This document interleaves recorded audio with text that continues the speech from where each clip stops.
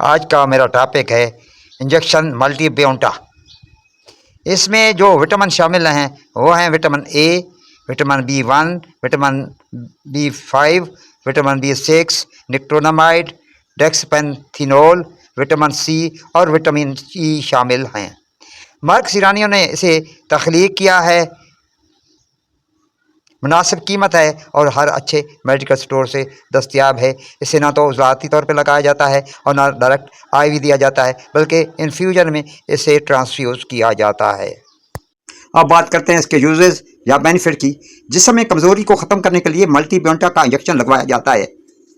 जिस्म में कमज़ोरी की कई एक वजूहत हो सकती हैं। किसी बीमारी में आप मुब्तला रहे हों जिससे जिस्म में बहुत ज़्यादा कमज़ोरी हो गई हो, जैसे टाइफाइड फीवर है, डेंगू फीवर है, जिसमें जिस्म कमज़ोर हो जाता है और जिस्म थका थका सा महसूस होने लगता है, भूख उड़ जाती है और खाने को मन नहीं करता, चक्कर आने लगते हैं और मरीज़ कमज़ोर से कमज़ोर तर होता चला जाता है। तो ऐसी सूरत में इस इंजेक्शन को ड्रिप में डालकर इस्तेमाल किया जाता है और इस तरह कमज़ोरी का खात्मा किया जाता है, जिससे मरीज़ बेहतरी महसूस करने लगता है। पोस्ट ऑपरेटिव केसेस, जिन मरीज़ों का किसी भी वजह से ऑपरेशन हुआ हो, ऑपरेशन के बाद IV फ्लूइड की ड्रिप मरीज को लगाई जाती है, तो इसमें इस इंजेक्शन को भी मिक्स कर दिया जाता है ताकि जो वीकनेस हो गई है उसे दूर किया जा सके। इससे होता यह है कि जिस्म का मुदाफ़ती निज़ाम बूस्ट हो जाता है, क्योंकि अगर इम्यून सिस्टम कमज़ोर हो जाए तो इन्फेक्शन के चांसेस बढ़ जाते हैं और जहाँ स्टिचेस लगे होते हैं वहाँ पी पड़ने का खदशा हो जाता है। इस इंजेक्शन से ये रिस्क कम हो जाता है, ज़ख्म जल्दी भरने लगते हैं। इस तरह गायनी के मरीज़ों में अगर नॉर्मल डिलीवरी हुई हो या सीज़ेरियन सेक्शन हुई हो और बच्चा की पैदाइश के बाद माँ को ड्रिप में ये इंजेक्शन लगाए जाते हैं, जिससे जिस्म में डिहाइड्रेशन को कम किया जाता है और इससे पानी की कमी दूर हो जाती है और कमज़ोरी भी दूर हो जाती है।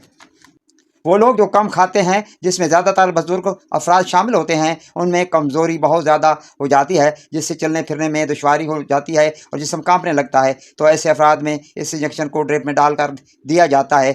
इसके अलावा चूँकि इसमें इंजेक्शन में विटामिन ए और विटामिन ई भी मिक्स किया जाता है, तो जिन मरीज़ों में स्किन ख़राब होने लगती है, स्किन फटने लगती है और स्किन की बीमारी शिद्दत अख्तियार करने लगती है, तो इन मरीज़ों में मल्टीबियोटा का इंजेक्शन इस्तेमाल करवाया जाता है। माइग्रेन, इसका इस्तेमाल माइग्रेन में भी करवाया जाता है, जिसमें सर दर्द, घबराहट और नींद का ना आना शामिल है, तो इसमें इस इंजेक्शन को भी इस्तेमाल कराया जाता है। पट्ठों के खिंचाव, हाफ़ज़ा में कमी यानी मेमोरी लॉस या किसी दिमागी मसले का मरीज़ अगर शिकार हो गया हो तो इसमें भी इस इंजेक्शन को दिया जाता है। बात करते हैं तरीका इस्तेमाल की, यानी कैसे से दिया जाता है। ये 10 मिलीलीटर का एक एम्प्यूल होता है। इसे अक्सर बालिग अफराद में इस्तेमाल किया जाता है। इसे ना तो उज़लात में लगाया जा सकता है और ना ही डायरेक्ट IV दिया जा सकता है। इसे लगाने का सही तरीका ये है कि इसे ड्रिप में लगाया जाता है। इसे रिंगर, डेक्स्ट्रोसलाइन या नॉर्मल सलाइन में आप दे सकते हैं। 500 ml या 1000 ml की ड्रिप में इसे मिला कर दें। 3 से 4 घंटों में इस ड्रिप को मुकम्मल करें। ड्रिप के अंदर सिर्फ एक 10 मिलीलीटर का एम्प्यूल शामिल करें। कितने दिन या कितने ड्रिप आपने लगवानी है, इसका तयन आपका मुआलिज या डॉक्टर करेगा। आप जिक्र करते हैं कि किन कंडीशन में इसका इस्तेमाल नहीं करना चाहिए या किन कंडीशन में इसका इस्तेमाल एहतियात से करना चाहिए। तो पहले प्रिकॉशन को लेते हैं।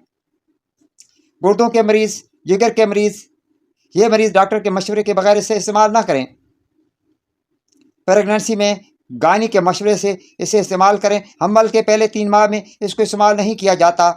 दूध पिलाने वाली औरतें इसका इस्तेमाल कर सकती हैं। अब बात करते हैं इसके साइड इफ़ेक्ट की।